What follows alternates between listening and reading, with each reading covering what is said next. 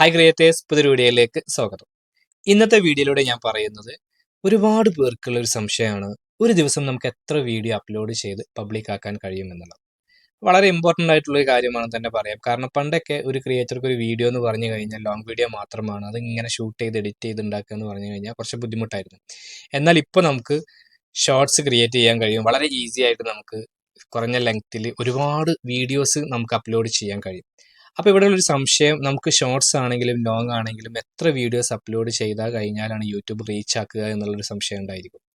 അപ്പോൾ അതിനുള്ളൊരു ആൻസർ ആണ് ഇന്നത്തെ വീഡിയോയിലൂടെ നമ്മൾ പറയുന്നത്. അപ്പോൾ ആദ്യത്തെ സംശയം എത്ര വീഡിയോസ് അപ്ലോഡ് ചെയ്യാൻ കഴിയുമെന്നുള്ളതാണ്. അത് നമുക്ക് അറിയാം, നമ്മുടെ ചാനൽ വെരിഫിക്കേഷൻ ചെയ്ത് കഴിഞ്ഞാൽ നമുക്ക് കൂടുതൽ വീഡിയോസ് അപ്ലോഡ് ചെയ്യാൻ കഴിയും. നമ്മുടെ ചാനൽ ക്രിയേറ്റ് ചെയ്യുന്ന സമയത്ത് ചാനൽ വെരിഫിക്കേഷൻ ചെയ്ത് കഴിഞ്ഞാൽ നമുക്ക് കൂടുതൽ വീഡിയോസ് അപ്ലോഡ് ചെയ്യാൻ കഴിയും. അപ്പോൾ ആ ഒരു കാര്യം നമുക്കവിടെ ക്ലിയർ ആയി. രണ്ടാമത് എത്ര വീഡിയോ പബ്ലിക് ആക്കാം എന്നുള്ളതാണ്. നമുക്ക് എത്ര വീഡിയോ വേണമെങ്കിലും പബ്ലിക് ആക്കാനും കഴിയും. പക്ഷെ ഇവിടെ നമ്മൾ പബ്ലിക് ആക്കിയ വീഡിയോ നമ്മുടെ ഓഡിയൻസിലേക്ക് എത്തണം എന്ന് പറഞ്ഞു കഴിഞ്ഞാൽ എത്ര പേർക്ക് നോട്ടിഫിക്കേഷൻ അയക്കും എന്നുള്ളത് നമ്മൾ ആദ്യം മനസ്സിലാക്കണം. അതിന് കൃത്യമായിട്ട് യൂട്യൂബ് പറയുന്നുണ്ട്, ഒരു ദിവസം ഞങ്ങൾ എത്ര നോട്ടിഫിക്കേഷൻ അയക്കൂ എന്നുള്ളത്. അപ്പോൾ അത് അറിഞ്ഞു കഴിഞ്ഞാൽ നമുക്ക് അതിലൊരു കൺഫ്യൂഷൻ ഒഴിവായി തീരും. യൂട്യൂബ് ഇവിടെ പറയുന്നത് 24 hours ഒരു ചാനലിൽ നിന്ന് 3 നോട്ടിഫിക്കേഷനെ യൂട്യൂബ് അയക്കുള്ളൂ എന്നുള്ളത്. അത് കൃത്യമായിട്ട് മനസ്സിലാക്കുക. അപ്പോൾ നമ്മളെ ഷോർട്സ് ആയാലും ലോങ് ആയാലും ലൈവ് എന്തോ ആയിക്കോട്ടെ, 3 നോട്ടിഫിക്കേഷനെ യൂട്യൂബ് ഒരു ദിവസം 24 hours ഉള്ളിൽ അയക്കുകയുള്ളൂ.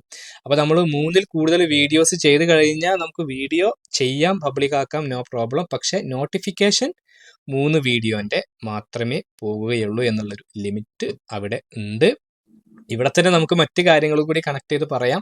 അതായത് എത്ര നമ്മുടെ എല്ലാ വീഡിയോക്കും എല്ലാവർക്കും നോട്ടിഫിക്കേഷൻ പോകണം എന്നൊന്നുമില്ല. അപ്പം അതുകൊണ്ട് തന്നെ ആദ്യത്തെ വീഡിയോൻ്റെ നോട്ടിഫിക്കേഷൻ പോകാത്തവർക്ക് ഒരു പക്ഷേ അടുത്ത വീഡിയോൻ്റെ നോട്ടിഫിക്കേഷൻ പോയേക്കാം. അതിൻ്റെയൊക്കെ അൽഗോരിതം ചേഞ്ച് ആയതും അതിനെക്കുറിച്ചൊക്കെ നമ്മൾ തൊട്ട് മുമ്പേ പറഞ്ഞിട്ടുണ്ട്. പക്ഷേ ഇതിൽ തന്നെ നമ്മൾ മനസ്സിലാക്കേണ്ട ഒരു ഇമ്പോർട്ടൻ്റ് ആയിട്ടുള്ളൊരു പോയിന്റ്, ഒരു ദിവസം നമ്മുടെ ചാനലിൽ നിന്ന് എത്ര നോട്ടിഫിക്കേഷൻ പോകും എന്നുള്ളതാണ്. അതാണ് ഏറ്റവും ഇമ്പോർട്ടൻ്റ്. 3 നോട്ടിഫിക്കേഷന് പോവുകയുള്ളൂ.